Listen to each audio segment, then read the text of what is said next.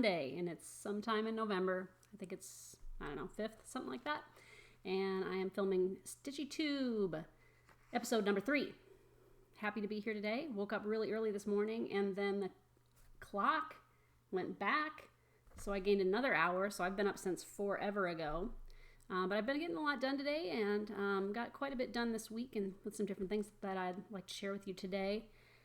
First thing I thought I'd do is go ahead and draw for a new project. If you watched StitchyTube episode number 1, you will have seen my my technique for picking out new projects, trying to do more starts, just to kind of be enthusiastic. And so this is my little basket full of potential pieces to go ahead and do. So this will be something that I'll maybe look through my stash this week and see what I can find.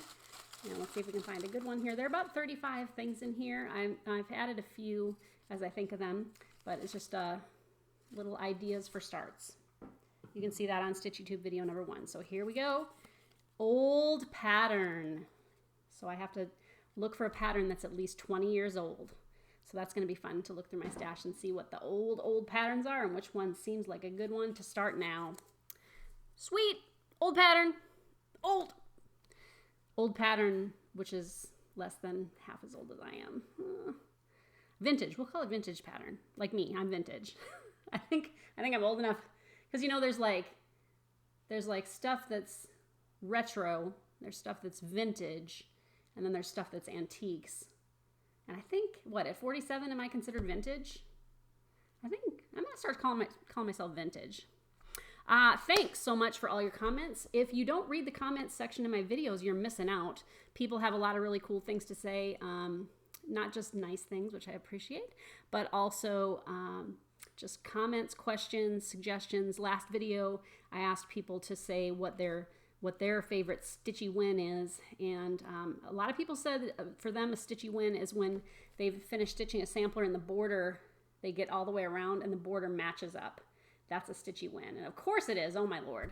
I did a hardanger piece once and went all the way around this super long runner and was off by a thread and tore it out, put it back in. I think I eventually sold that project on eBay because I was, you know, like sometimes you're just over it. Like you have so many problems with a project that you're like, I hate you. I don't want to stitch on you anymore, ever again. And so it was pretty. It would have been pretty, but anyway, that stinks. And then another stitchy win. What was the other one? A lot of people said for them a stitchy win is when they go to the thrift store and they find something like really cheap, or they find a pattern that for a good deal that they've been looking for a long time. A lot of people said that for them a stitchy win is when they want to stitch something and they have all the supplies already at their house so they can go ahead and get started. But anyway, it's fun to read people's comments. I also had a few questions that I thought I'd answer today. Glinda Olive, and then several people after her actually independently asked if a person is wanting to learn more about antique samplers, what are some good books that you would recommend? And I have, you know, a good number of books about antique samplers. I like to see the pictures and I like to read about the history.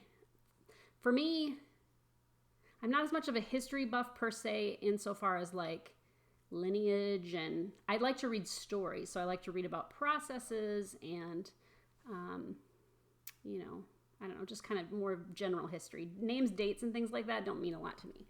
But I do have a number of 4 books that I'm recommending for new stitchers. I think probably all of these are out of print, but the good news is all 4 of these books, if you went to Amazon today, you could find, I'm going to do this because I feel, is that okay? Let's sit up straight.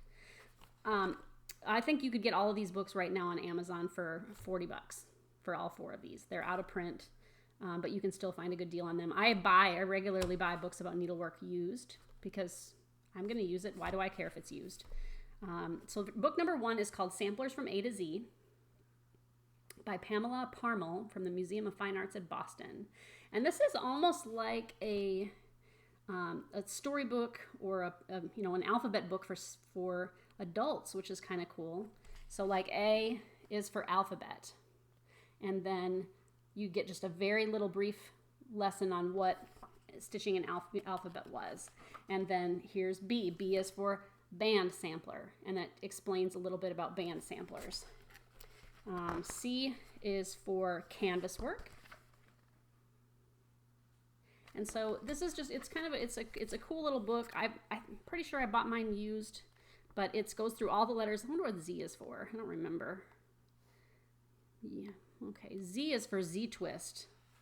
Oh yeah, that's right. It's like about a twist in a thread or whatever. But anyway, this is a really neat book, and it's fun to look at. I really like books about samplers when they've got a lot of pictures. It's kind of disappointing when you think you find one that you really like, and then it's I mean, like I said, I like pictures. I like pictures. So it's fun to see full color pictures of the actual samplers. It's hard to write about samplers without showing them, I feel. But, I mean, it's been done. Another book, Zero is hanging out on my books. Another book is Samplers by Rebecca Scott.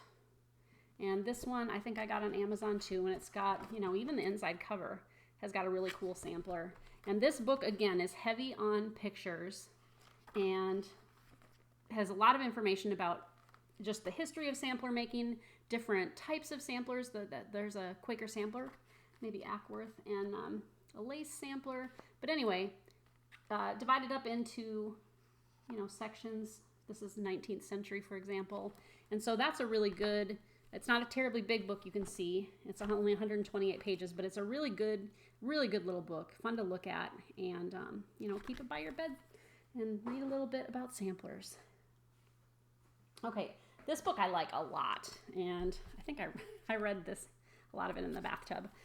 Samplers, How to Compare and Value by Stephen and Carol Huber. And of course, they are famous kind of sampler collectors and sellers and you know, just purveyors of the antique sampler genre.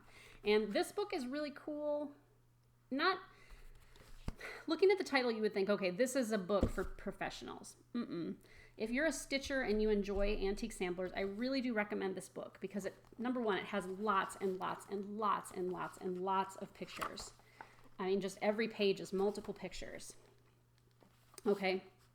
And then one of the cool things about this book is it pretty much takes you through, like, okay, so here's English samplers with needlepoint. And you can see that Florentine stitch on the side there. But anyway, it'll take you through examples within each kind of category of sampler, but then it might show two different samplers, and then it'll tell you, well, now this isn't a great example, but so this one, they value it between $4,000 and $5,000. This one's valued between $5,500 and $6,500.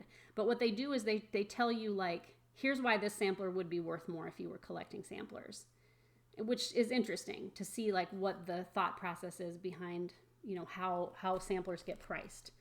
But then each one points out just little things like, hey, look at this thing on the sampler. Hey, look at this thing on the sampler. Hey, design elements fill empty spaces within the cartouche and verse. It just explains each sampler, just kind of the elements of samplers. And I think, you know, this is one, if you were going to get one, that's the one I would tell you to get, just because it has a lot of information about the sampler. It's not a lot of history about, like, the girls or the families or the area. It's about how the sampler was put together, what the elements of the sampler are. So that one is an A+ book. And then the last one I'll recommend today is called Samplers and Samplermakers, An American Schoolgirl Art, 1700 to 1850 by Mary Jane Edmonds. These are American samplers. So you're not going to get you'll miss out on a lot of the English and other samplers. And there are a lot of pictures. Some are in black and white, which is okay, but there are a good number of, you know, full color samplers and information about each of those samplers. And again, it's divided in, so here's 19th century, and then it'll take you through and discuss the samplers themselves. And that's a really good, you know, kind of starter if you want to learn about American samplers. Now, one of the interesting things to me about samplers as someone who has purchased samplers is that Americans like American things. So Americans value American samplers, which is fine. English, you know, British, Scottish, French samplers a lot of times there's going to be a lot more of them just because there were a lot more people doing it. There were a lot more people that lived in that part of the world. But to me, English samplers are just like the stunners. They're so beautiful. And American Schoolgirl samplers, a lot of times you'll find more simple marking samplers, and not necessarily, but anyway, I just find it interesting that you could take a little marking sampler by an American, and you might pay as much for just kind of that simple alphabet and some borders as you would for a huge British sampler with a lot of detail on very fine linen. So anyway, this is another good one to get, and I'll make a list of all of the sampler books that I've recommended below, so that you can see, where to go find them. And like I said, don't be shy to buy them on Amazon or eBay. These are out of print, and collect them when you see them, because I've got a couple of books that are worth hundreds of dollars a piece that I did not pay that for. I bought them when they came out, or I found a good deal on a secondhand book. But Stitchers are not the only people who are interested in antique samplers. Antiques collectors, there are people that are antiques collectors that obviously are interested too, and so you're kind of getting a bigger audience for the books about samplers themselves. So these are good starter books. There are plenty of very good books about samplers that delve more into the history of the area, or kind of the genealogy of the samplers and things like that, and those are interesting too. Betty Ring was a superstar sampler collector and expert, and so if you can find a Betty Ring book too, those are excellent. The needleprint books also are quite excellent. So those are four books if you want to go ahead and get started in reading about samplers that I would recommend. And they're just fun. Even if you don't want to read, they're just fun to look through the pictures, because there are so many beautiful samplers. And without these books, we wouldn't get to see a lot of these neat things that these girls and boys made a long time ago. So those are my recommendations for books on samplers. Lisa Kay wrote, and she said that she is considering stitching her first reproduction sampler. And I don't know who she talked to, but she asked somebody for advice about stitching a sampler. And the person, I don't have a copy of what her comment was, but essentially the person that she asked said, oh, okay, if you're going to stitch a sampler, you got to have such and such frame, because otherwise your tension, blah, blah, blah. And you have to stitch in silks because and hand-dyed linen is And so poor Lisa was like, I don't know if I want to do this anymore. This sounds hard. And remember, guys, stitching is supposed to be fun. I think sometimes we get overly enthusiastic about trying to help someone who's asked for help. And I think there definitely are people who enjoy all of the tools and going like all out on the supplies with, the hand-dyed silks and the hand-dyed fabrics and having the big frame and everything. And there are people that stitch with wearing cotton gloves. But remember, there are plenty of really great samplers that look like bird's nest on the back. I have a number of them in my collection of antique samplers where the girls were just like, and there's just thread everywhere.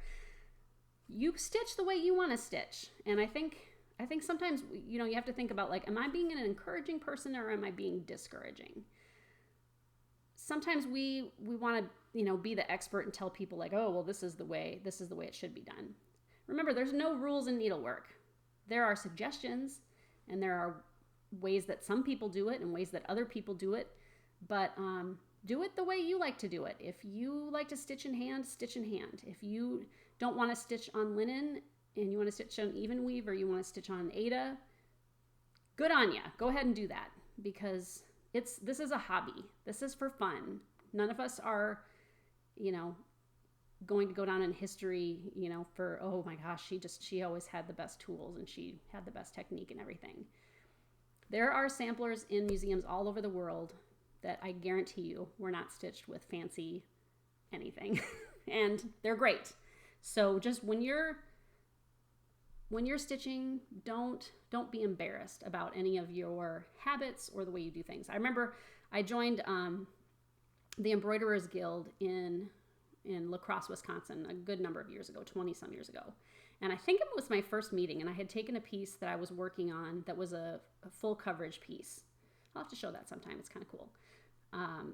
And I, people were like, oh, what are you working on? Nice to meet you. And so I was like, oh, I'm working on this. And this one woman goes, let's see your back. And everybody kind of went, oh, like it was this big scandalous suggestion. And I flipped it over and she was like,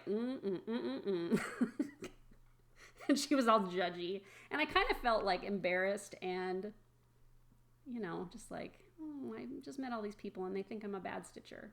Don't do that to each other. Just be encouraging. What we're all doing is great. What you're doing is great. What I'm doing is great. Just enjoy it and be nice. Be nice, ladies and gentlemen.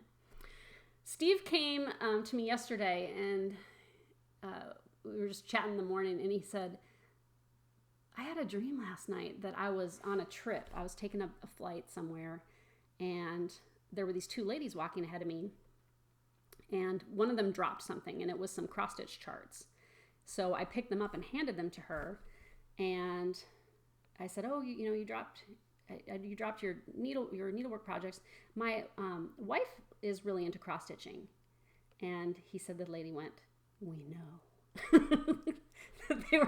He was like, and then I was like, oh, how do they know me? I don't know. It's funny that he's having nightmares about stitchers in airports. Okay. So let's move on to WIPs and FFOs. I had a couple finishes this week. So I took a WIP out of something that I will be working on again soon. This is Stacy Nash's Christmas at Hollyberry Farm. And I'm stitching mine on 36 count natural.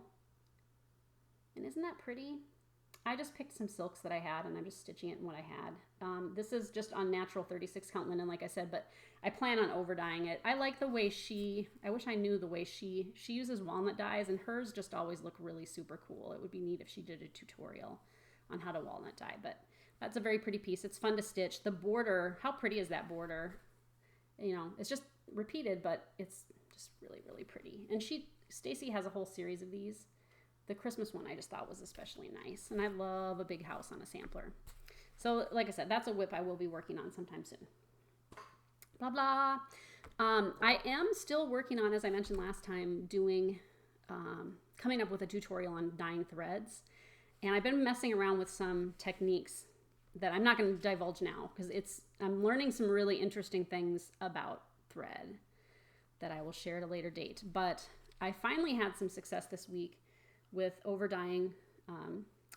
Just these are anchor flosses that I had at home where I had full skeins, and I tried something with them and it didn't work so great, but they've turned out really neat, I think, and I will share that at a later date. So I consider that a WIP, even though it wasn't stitching. It was a project that I worked on this week. In fact, just this morning, I finally carded them all up and they turned out really neat. So you guys, I smell everything. Just get over it. Okay. I stitched an ornament for someone, and I'm not going to say who because it's going to be kind of a surprise, but this was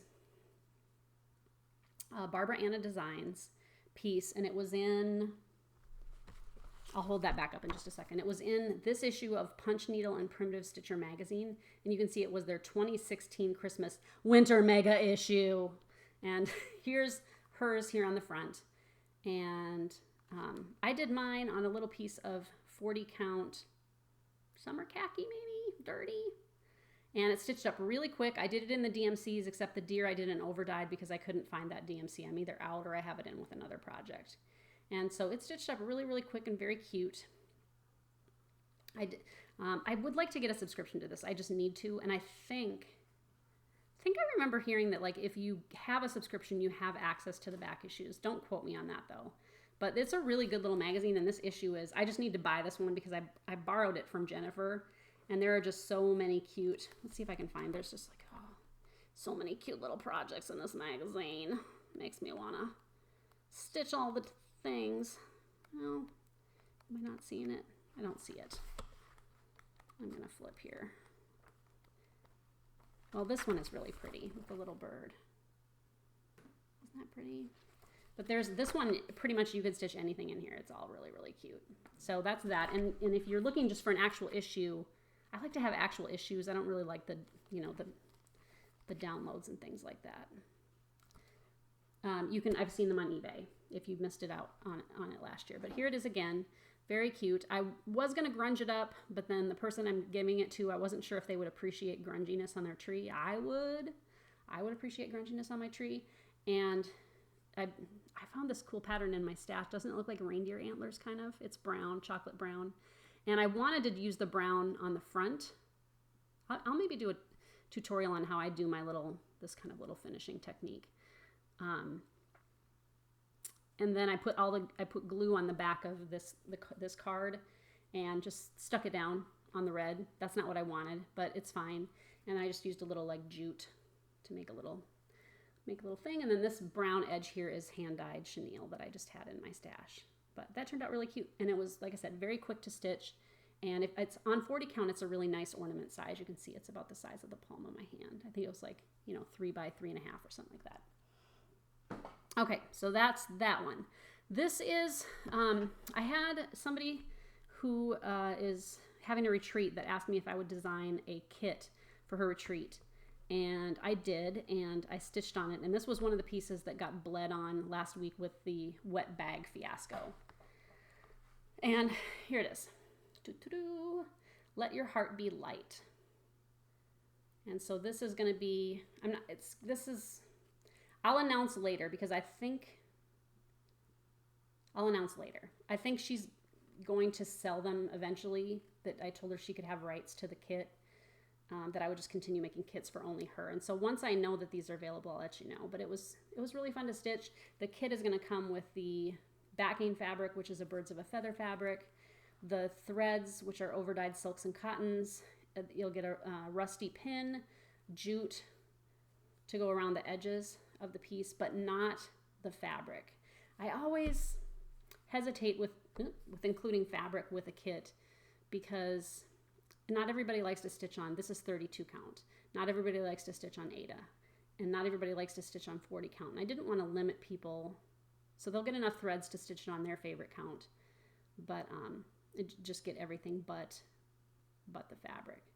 And so I didn't mention too last week with my finish like this, smelling again, I fill these with rice or lizard litter, which is crushed walnut shells, but I don't have any crushed walnut shells right now, so I just use rice. And I like things that have a lot of weight to them, because you could just set this on your desk and use it as a paperweight for all the breezes blowing in through your window. So that's that finish. So I finished that this week too.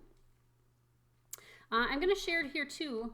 I have something that I'm doing that required me to come up with like a stitchy, I don't know what you call it, kind of like when you do Dirty Santa, where you bring like a gift or whatever.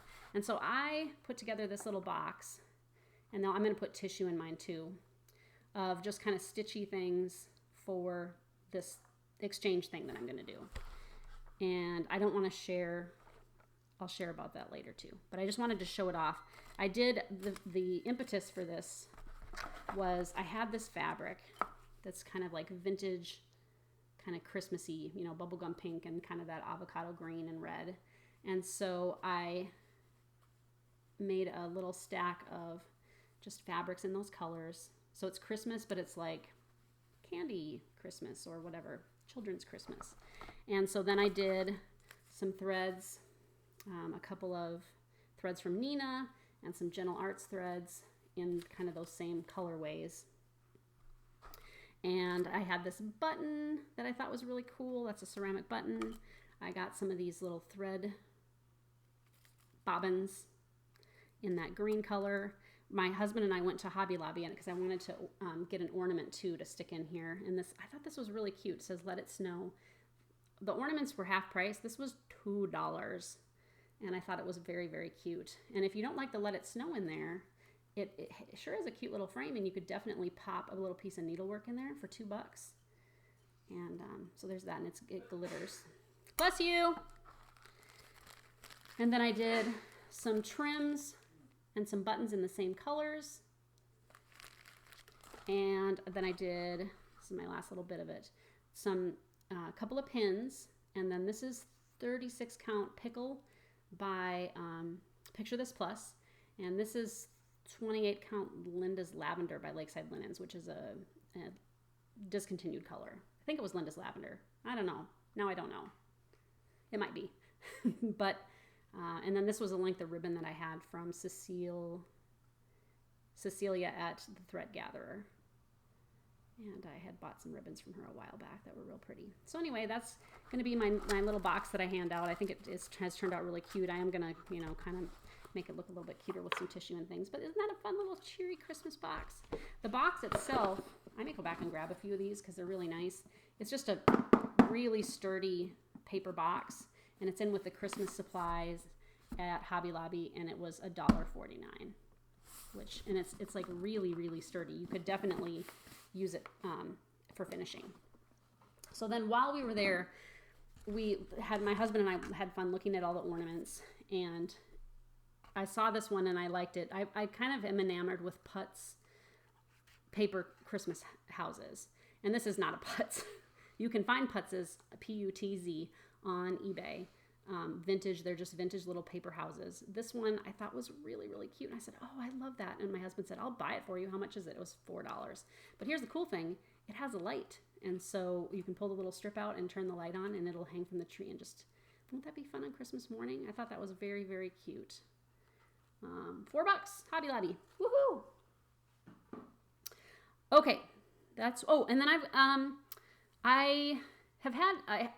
Lindy at the Silver Needle has a lot of my models, and some of the models I stitched, framed, took to market, and I've never seen them again. They live at the Silver Needle, which is fine. Lindy's very nice. She's always been very good to me, and it's a great shop. But I had to get back 2 of them for something that I'm doing. I just said, can you just send them to me for a little while? I'll give them back to you at Market in March. And so I thought I'd show this one off as long as it's back home, because I have never had it at home once I finished it. It is called the Sweet Temper Sampler. And it is an original design of mine. And so that you can see the verse says, let your temper be as sweet as the daisies at your feet. Be as gentle, be as mild, be a modest, humble child. And it's got some of the spiderweb roses in the basket here. And the pretend stitcher's name was Mary Peel.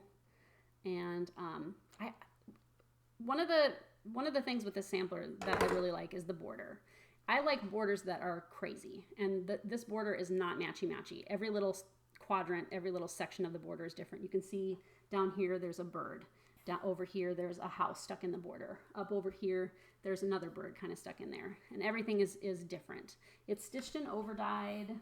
Oh, I don't remember. It's stitched and overdyed things, and Jesus Wept is kind of, I wanted to put something biblical on it, but then, you know, like kind of in my mind, I was like, Mary maybe wasn't having a great time stitching her sampler, or maybe she didn't have a lot of room left, and the teacher probably said, just for pretend, stitch a Bible verse on your sampler. And Jesus Wept, of course, is the shortest Bible verse. Very easy to remember, but to me too, it's just kind of that whole idea of Jesus as human. Jesus cried because he was human, and he experienced emotion just like we do.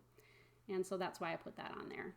But I like this one. I like this little house here. I think this would make a really cute ornament or box top as well. But that's that one. I got the frame at Neblitz, our local frame shop, which is really great. Wasn't terribly expensive. It looks old, but it is not. So that is the Sweet Temper Sampler. You can find that on Jen's Stitching Niche. I'll put a link below, or ask your local shop to order one through Hoffman Distributing. There you be, there you be. Sweet Temper. Okay, I got a couple of weeks ago, I got this, and then I was going to show it to you, and then I couldn't find it, and it was because I put it somewhere safe, which means I put it somewhere that I could not remember where it was. And I found this on eBay. I had done a search for antique sampler, and this one was listed at $25, and no one had bid on it. And I was like, I mean, what can you get for $25 anymore? That's, you know, a steak dinner. So here's the sampler. There's no name. There's no date. It's got age spots. It's kind of cool. I once again, this is my my liking for things that are wonky and weird. I'll hold up the box here so you can see. The alphabet is just kind of in taupe, and then there are some blues, and then there's just like some letters, and there's this star in the middle, and she kind of started some things down at the bottom, and there's numbers to the side. Samplers come in all different varieties, and this one to me tells a little bit of a story.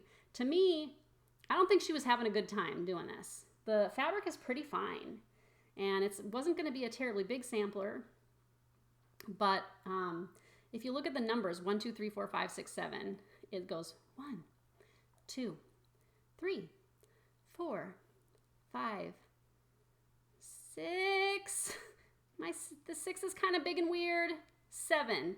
And then when she got to 7, here's her thread. She went, to heck with it. And she just tore her needle off.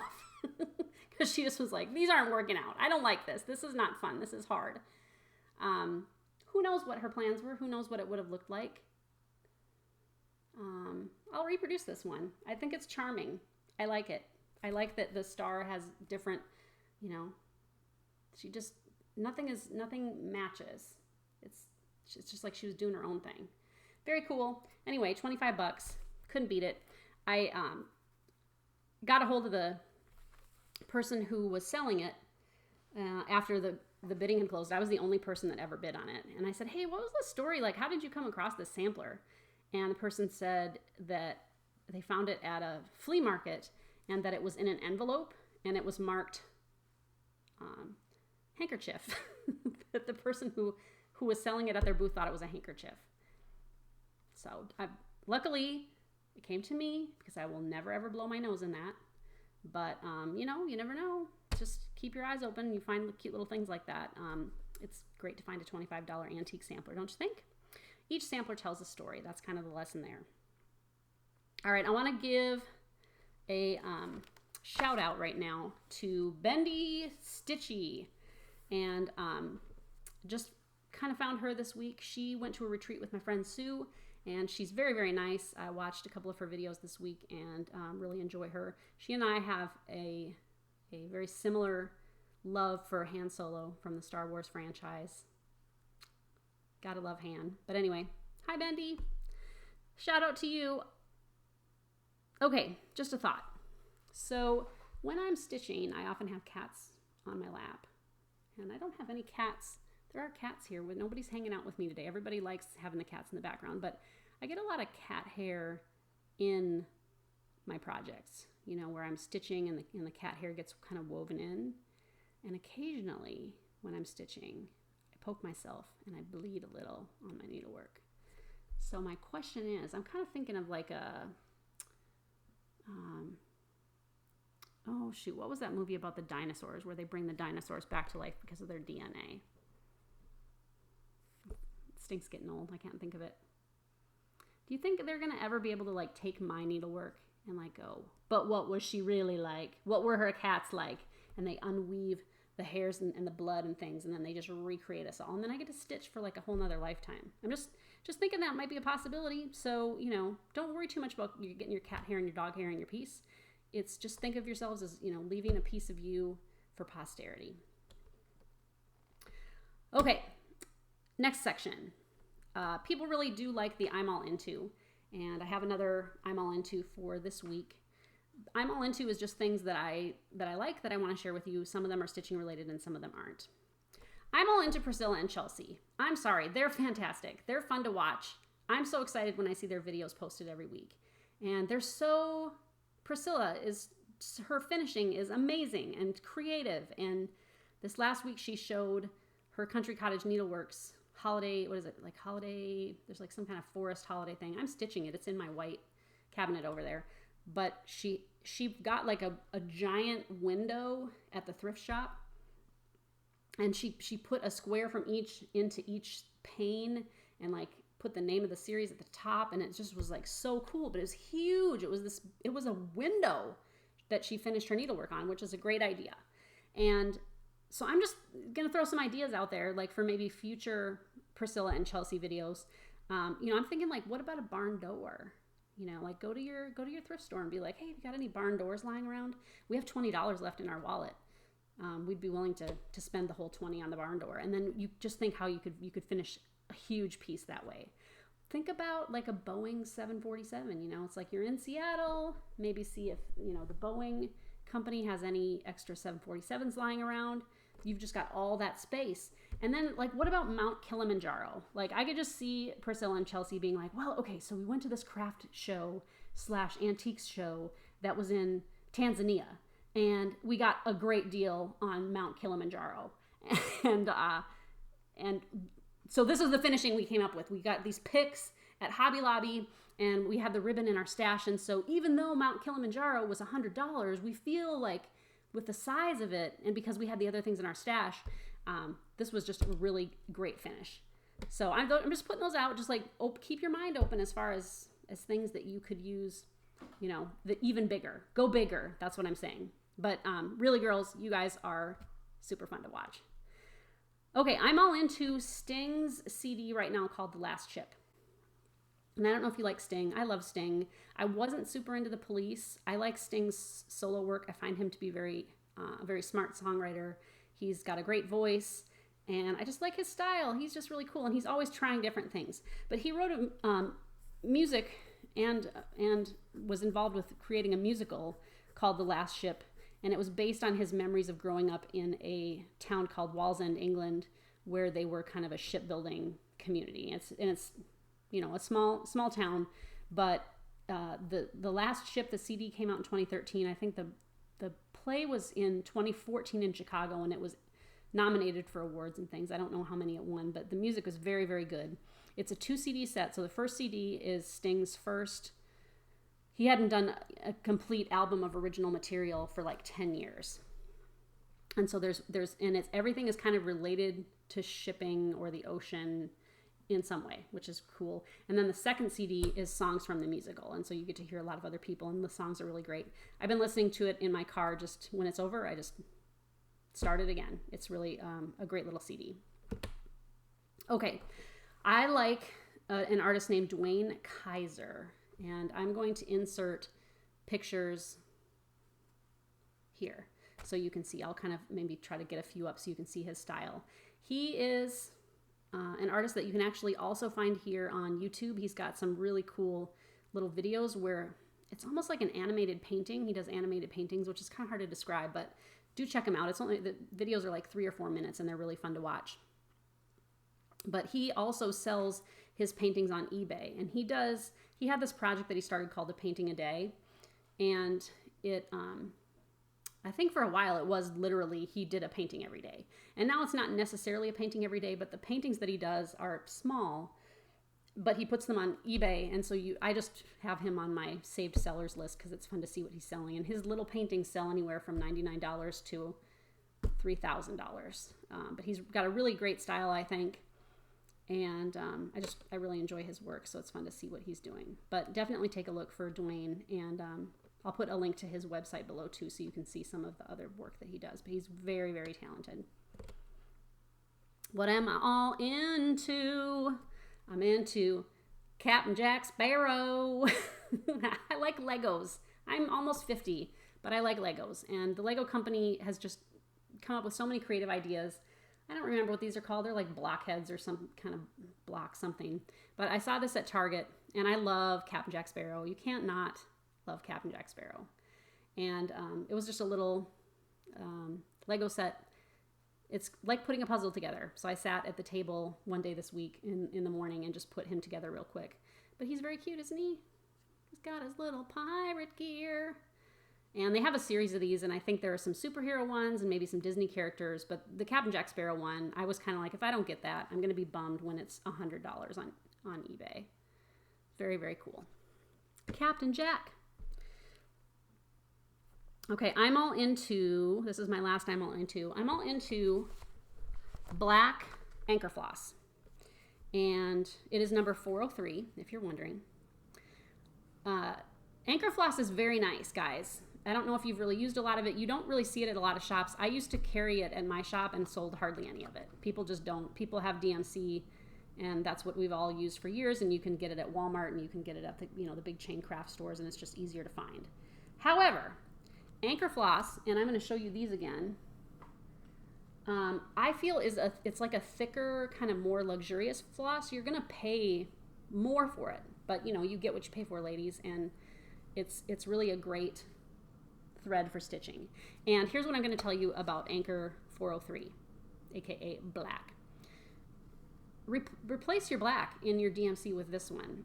This is a very nice soft thread, and it's going to give you a little bit better coverage. You know, a lot of times when you're stitching, you're making X's, you'll get those little peekaboos, you know, in the quadrants around the X, right? And so where you see color of the fabric come through because the X has not covered the area solidly. But Anchor is just that little bit thicker, and you're not going to see as much of that as you would with just DMC. And I use DMC floss all the time. You can see it right behind my shoulder here on the floor. But Anchor 403, pick some up, get a box of it, find somebody who carries it, and just get some. It's really great to have, and it's, when you think about how much stitching time you get out of something like this, if you're paying 70 cents a skein, just, that's a ton of time in your chair, stitching chair. So it's definitely worth the extra 20 cents, I feel. Go ahead and splurge. But Anchor 403. That's what I'm all into this week. Okay, short stash flash. I didn't really get too much. I only got really one thing in the mail this week. And I had something that I didn't show you from before that I had forgotten about. But I got the Chester County collection. I found these 2 charts for $10 for the pair on eBay. I thought this sampler was so pretty. Deborah Walker. It's a very pretty sampler by the Chester County collection, and they've got a picture of the original on the back, which those colors are cool. And you know, I like these. A lot of times I like the original colors. That's very pretty. That's a great sampler. And it's got strawberries in the border. You know how much I love strawberry borders. And so this was the one that I really wanted. But it came with, because this, you know, this chart, well, this was a $4 chart, I guess, now that I'm looking at it. And it's one of these where you fold it all the way out. When did it? 1987. So that is vintage, just like me. But then the listing also came with the Elizabeth Rowland sampler, which I think is also pretty. And again, they've got a picture on the back of the original. Now with that one, I like the antique colors better. And then let me just point something out. I'm just noticing this. So see, that's square. That is not square. And the reason for that is that a lot of times the linen that they were working on was pretty uneven. And so her stitches were shorter, you know, and wider, where these are more like an even, the X is going to be even. I still have some in my stash uneven weave. And I haven't used any of it because if I use it, then I won't have it anymore. Do you know what I'm saying? Like when you're like, ooh, I love this. I'll never use it. I never want to use it because then I won't have it anymore. It's kind of, I guess it's the whole like, have your cake and eat it too. Which, I get it, about having your cake and eating it too. But if you eat cake, you get to eat cake. So I would eat the cake. That's what I would do. Other stash flash is this lovely thing. This is a, like a table run. It's 36 by 70 inches. And it's a crocheted. Neat, huh? I found this on eBay for, I was listed at, I don't remember, something. And of course it was listed at something. That's very vague. It was listed for some amount, and I watched it, and nobody bid, and nobody bid, and nobody bid. And then it kind of had the option for, you know, do you want to just go ahead and make an offer? And so I made an offer. I said, how about $19.50? And they said, yeah, okay. So, and it must have been at a, you know, like a flea market or a thrift store or something, because it was listed, it says sideboard piece, $58, handmade. It's got 2 little tears in it somewhere, but you know, who cares? That's fine. But would you ever make anything like that for $19.50? And the way they had it displayed was you could definitely wear it as a, maybe, I don't know. Is that weird? You know, winter's a-coming, so I'm going to wear my crocheted table cloth. That is my stash Flash. All right, so I've got 2 winners because I had my first video with the antique sampler giveaway, and that has ended. And then last week I had a really cool, just kind of miscellaneous giveaway that I was doing, and I picked the person for that too. And they're actually, what I used, Vanna did it. I saw Vanna did it, and Vanna knows everything, and so she's so smart.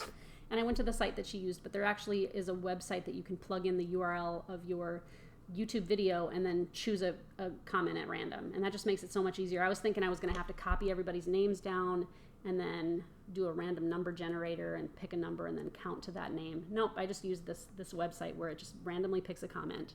And so remember video number 1, it was the mother of all giveaways, and it was an antique sampler from 1804 and by Elizabeth Pierce. And I'm giving it away, guys. Who do you think won it?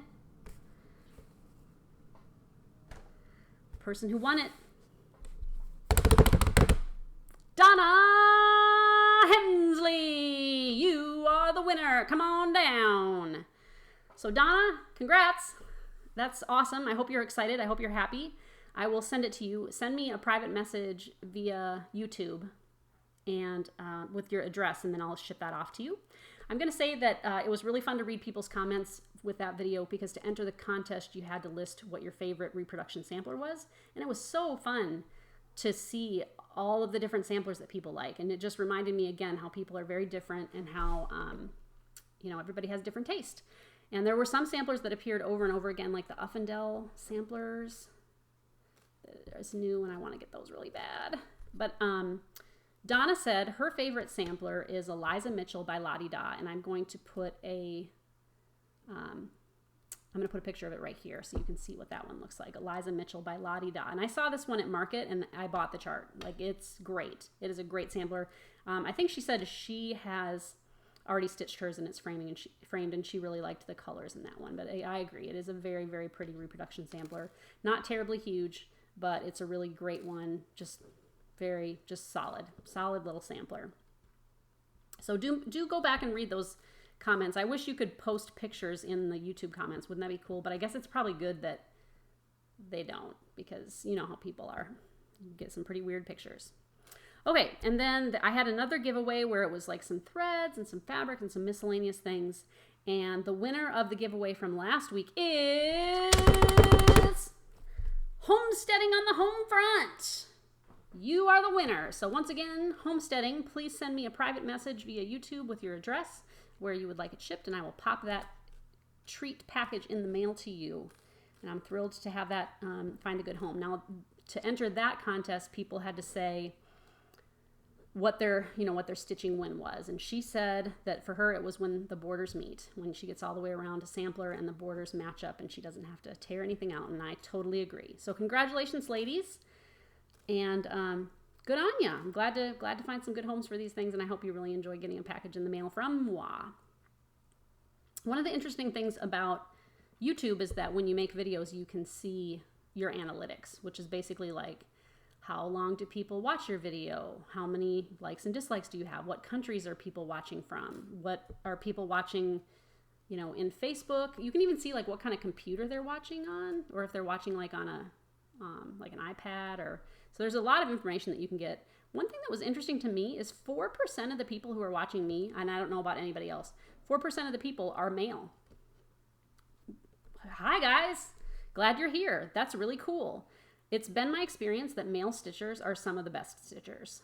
Just after spending years in picture framing, I just had a lot of admiration for male stitchers. Very neat stitchers, very nice tension, very great. And so if you think men aren't stitching, they totally are. And I think that's great. It's neat. I know that some of you are here on YouTube, and it would be fun to see more of you. One of the funny things about the analytics is you can see like how long people stuck with your video, and it shows it as a bar graph, and everybody's bar graph, I'm sure, looks pretty much the same, which is that you start with 100% people watching, and then literally within the first 3 seconds, it's down to half. Like, it's people maybe accidentally clicked on you, or, they give you 1 second and then they're like, no, I can't take this. This looks terrible. So you plummet the first little bit. And then, like for me, my videos, people pretty much hang in there till the end. There's like a slight decline. I guess people get tired of listening to me talk. But, you know, if you're on YouTube, check out your analytics. It's just kind of fun to see how people are enjoying your videos. I do have a new giveaway, and I was looking this week, you know, I told you all the books on samplers that you could go ahead and get. And so I was looking through my bookcase, and I found one of the books on there that I bought a couple of years back, and it's called 1 Yard Wonders. Look at how much you can make with just 1 yard of fabric. And I bought this, I don't know, a few years back. I haven't used it yet, and it looks like it was published in 2009. It's a great little book as far as like it has tons of just step-by-step instructions. There are over 100 projects. Like here's a cool jewelry roll. Here's a mod cape if you want to take to wearing a cape. I think we should all wear capes on our floss tube videos, don't you think? Sparkly cape. But anyway, lots of great projects in there. I probably won't ever make anything out of here. Not that I don't want to, and not that there aren't really cool things in here, but I just want to find this a good home of someone who will appreciate it. So with this week's giveaway, you're going to get this book, which just has minor shelfware. It's in excellent condition from a vintage owner. One owner. This is a one owner book. And then I just thought for fun, I would include 1 yard of fabric so that if you didn't have a yard of fabric, you can actually turn around and make something. And so this was some fabric that I had bought kind of in bulk, wanting to do a project with it, and I didn't. But it is a really nice, you know, quilt store quality fabric, and you get 1 yard. And I thought it just kind of went with kind of the flavor of the book with the bright colors and whatnot. So that is my giveaway for this week. So if you would like to enter, do not say enter me in the giveaway. What should we do this week? Why don't we do this? You know, since we were talking about flosses, Jennifer and I did this in a video too. Why don't you, in the comments, tell me what your favorite color of DMC floss is? And it'll just be fun to see what everybody's favorite color. In a video that I did with my friend Jen, I said that my favorite was ecru. I just like ecru floss. It's a pretty color, and it's very practical, and it's just, you know, I don't know. I just like it. But tell me what your favorite color of DMC is, and then you'll be entered to win that. And then before my next video, I'll draw, you know, give me a week or so, and I'll draw from the comments, and the winner will get that free of charge. I'll stick it in the mail. I'll pay the shipping. All you have to do is tell me one color of floss, and you'll be entered. So I hope that you think that's fun. Well, we're heading in on the hour mark, which is about where I like to be. I've really enjoyed doing the StitchyTube videos and getting to know a lot of people. There's so much enthusiasm. People are so nice. Stitchers are nice people. And it just makes me happy to see your comments when I wake up in the morning to see I've got some questions. I'm trying to at least acknowledge everybody's comments. I'm responding to most, and we'll see how long I can keep that up. But for sure, I'll keep doing it on the new ones. As I make more videos, it'll be harder and harder to do that. So any information I'll put below. So if you saw something in here, I'll try to include as much information as I can about the things that I showed, just in case you're interested. And I think that's going to be about it. Today was daylight savings, and so I've been up for a long time already and gained an hour. And I think I'm going to spend that hour in my stitching chair working on something fun. I do have to pack some charts for some suppliers as well, and get some stuff together that way. So it'll be a fun stitchy Sunday. So thanks for stopping by, StitchyTube. We will see you next time, and happy stitching. Bye.